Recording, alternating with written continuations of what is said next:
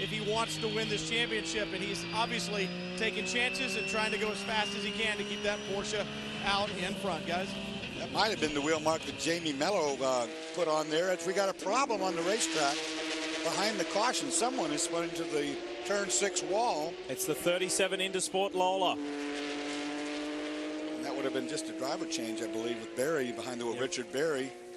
This is a cold tire situation again. He would have just come out of the pits. How do you do reverse on this thing? Well, now he doesn't know how to get the reverse, which can be complicated because these are all electronic shifted cars. Just like the old one. Come in, Brian. Remember, guys, they just switched to this chassis a couple of races ago, so Richard Berry does not have a lot of time behind the wheel of this, and this is why he's unfamiliar with the operating procedure in engaging reverse there. What a shame. A lot of good work done early on. Copy on reverse. Qualified a little further down the order than where they would have liked, and John Field had got that car as high as 6th place early on in this race. However, it did receive a drive-through penalty for unnecessary contact, and then this, so it's the second blow for the Intersport boys. Well, a lot of strategy being played out in GT2. The 45 and the 62 waited for the wave by, and then they pitted subsequently a lap later. Now, Rick Mayer brought the number 62 car in. He was looking way down pit lane, trying to see what the Lizard boys were doing. And he was unsure if they were going to take tires, so he blinked and he said, no tires. They kept the tires on. I asked him why. He said, I want to maintain track, because he said the advantage we have when we go back to green, our tires will be hot, but at the end of this stint, boys, who knows what the performance will be like. And you want to talk about two superstars without the driving suit or helmet on, Rick Mayer and Thomas Blum, respectively, calling the strategies for Risi Competizione and Flying Lizard Motorsports. We'll be back.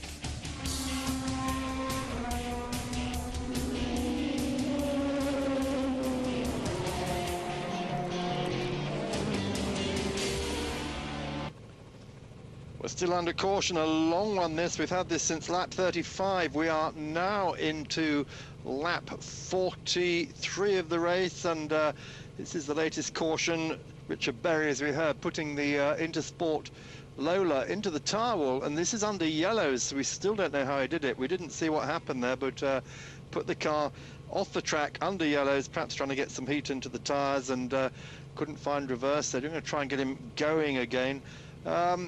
Yes, that's the new Intersport Lola we're talking about, first seen at Petit Le Mans. Good stuff on the Motors Forum here. A good question from Pete Thickett. Does anyone know whether the Acuras are totally separate to Honda operations? No, it's all part of the same thing. Acura is Honda and is officially a factory program under Robert Clark, who's head of Honda Performance Development in USA. So very much a factory program, Acura Honda. Let's rejoin Lee Diffie and Dorsey Schroeder. Sundays on Speed at 9 p.m. Eastern. It is always Wind Tunnel with Dave Despain. And Dave is very proud of the special guests that he attracts to the show. And as you can see, the on-screen graphic, Dale Earnhardt Jr. to talk about past, present and future with Dave Despain. And also our own Bob Varsha will be on there to recap tomorrow's exciting end to the Formula One World Drivers' Championship.